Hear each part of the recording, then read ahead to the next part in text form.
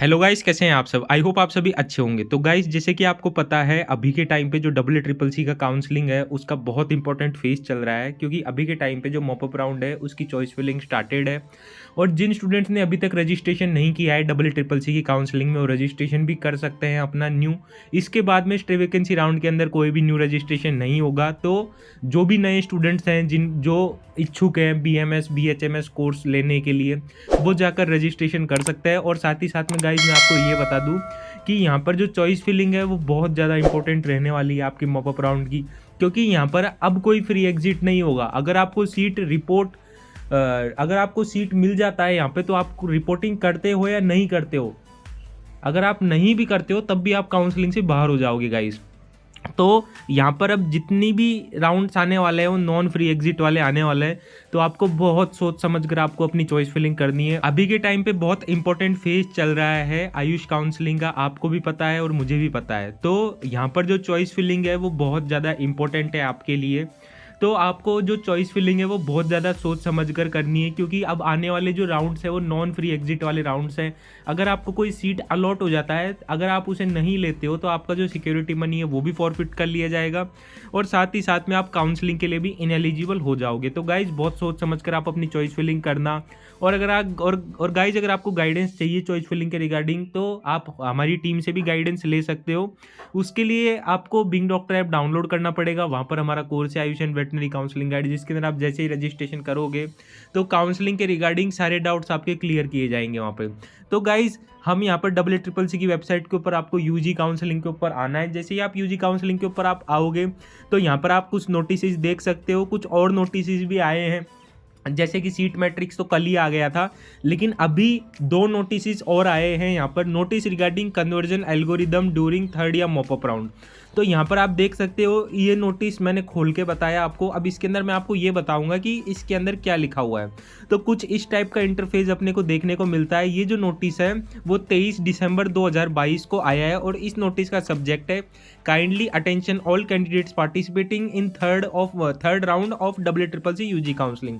All the candidates are hereby to inform that AIQ government aided Central University National Institute seat that remain vacant after round second will be converted during the third या mop up round of counseling as per following algorithm. Only if reserved seat is not opted by an candidate या non availability of candidate of their particular category in third या mop up round. तो यहाँ पर guys ये कराए इन्होंने, क्योंकि पिछले साल क्या हुआ था, स्पेशल स्टे वैकेंसी राउंड भी हुआ था, क्योंकि बहुत ज़्यादा सीट्स वैकेंट रह गई थी।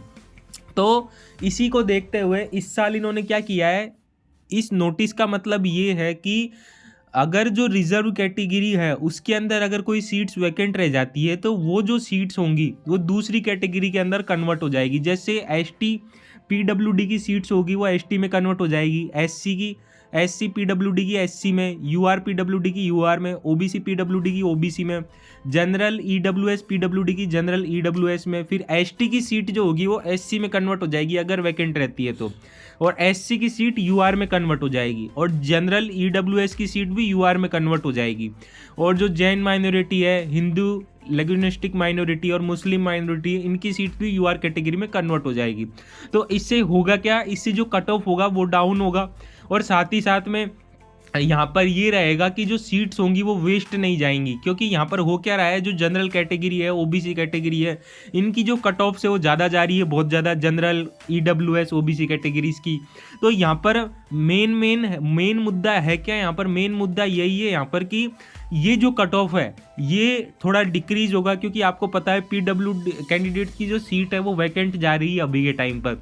और लगभग अगर आप सारा सीट मैट्रिक्स देखोगे तो PWD की कैंडिडेट्स की सीट भी बहुत ज़्यादा है। लगभग यहाँ पर 50 से 60 सीट्स आपको PWD कैंडिडेट्स की मिलेंगी, वो अब कन्वर्ट हो जाएगी कैटेगरीज के अंदर।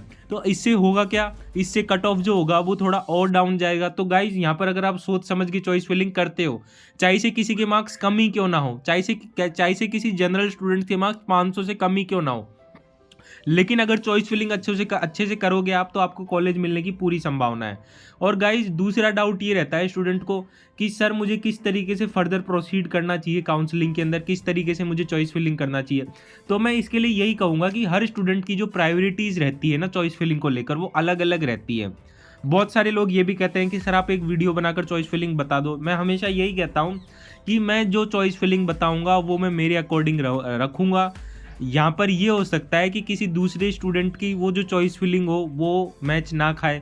इस वजह से मैं हमेशा यही कहता हूँ कि मैं भी जो चॉइस फिलिंग करता हूँ स्टूडेंट्स की, वो स्टूडेंट्स की प्रायोरिटीज़ के अकॉर्डिंग करता हूँ। उस स्टूडेंट के लिए क्या मैटर करता है वहाँ पर, क्योंकि बहुत सारे स्टूडेंट्स ऐसे होते हैं जिनके लिए फ़ीस मैटर करती है।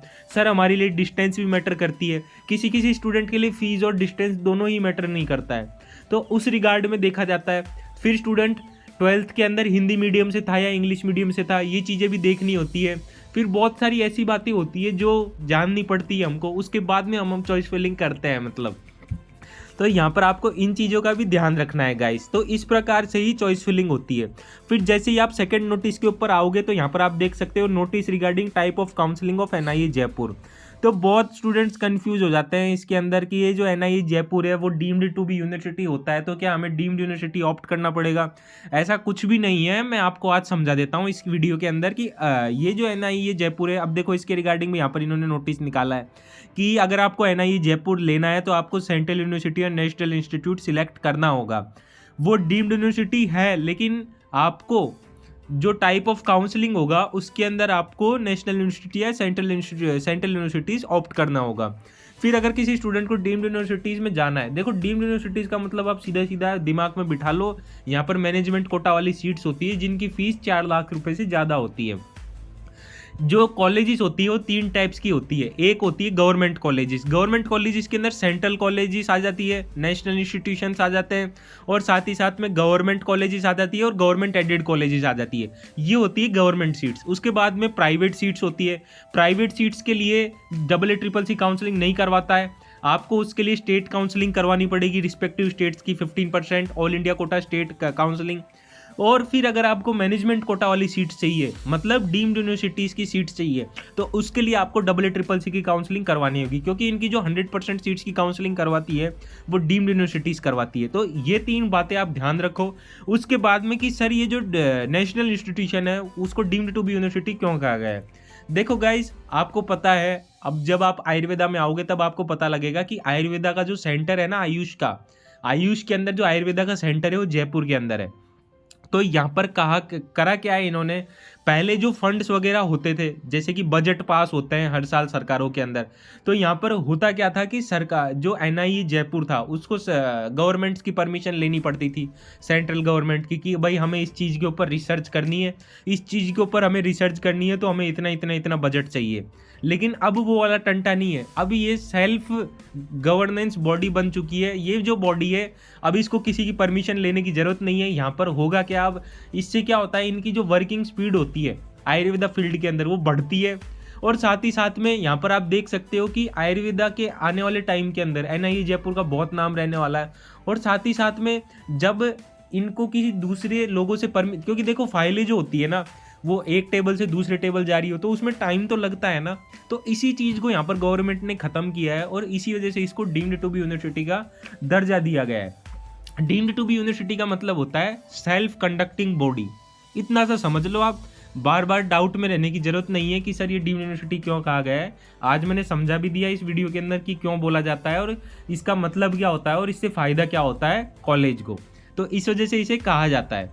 फिर उसके बाद में दूसरी चीज़ कि ये दोनों जो नोटिस थे वो मैंने आपको समझा दिए। और साथ ही साथ में अब आपको जैसे कि 27 तक आपका चॉइस फिलिंग का टाइम रहने वाला है, तो यहाँ पर आपको अच्छे से चॉइस फिलिंग कर लेनी है। और बाकी कोई डाउट्स रहते हैं आपके तो यहाँ पर वीडियो के डिस्क्रिप्शन बॉक्स में भी हमारे नंबर दिए हुए हैं और स्क्रीन के ऊपर भी आपको दिख रहे होंगे। अगर कोई गाइडेंस चाहिए आपको काउंसलिंग के रिगार्डिंग तो आप इन नंबरों पर भी कांटेक्ट कर सकते हो। तो गाइज ज़्यादातर तो मैंने आपके सारे डाउट्स क्लियर कर दिए हैं अभी तक जो भी वेबसाइट्स के ऊपर अपडेट आई है उसके रिगार्डिंग। तो गाइज इस वीडियो को मैं यहीं समाप्त करता हूं। आई होप आपके सारे डाउट्स खत्म हो गए होंगे। और गाइज अगर आपको ये वीडियो पसंद आई हो तो ज़्यादा से ज़्यादा मेरी वीडियो को लाइक करें, मेरे बिंग डॉक्टर चैनल को सब्सक्राइब करें और अपने दोस्तों में भी शेयर करें ताकि उन तक भी एक्यूरेट और करेक्ट इन्फॉर्मेशन पहुँच सके। थैंक यू दोस्तों मेरी वीडियो देखने के लिए।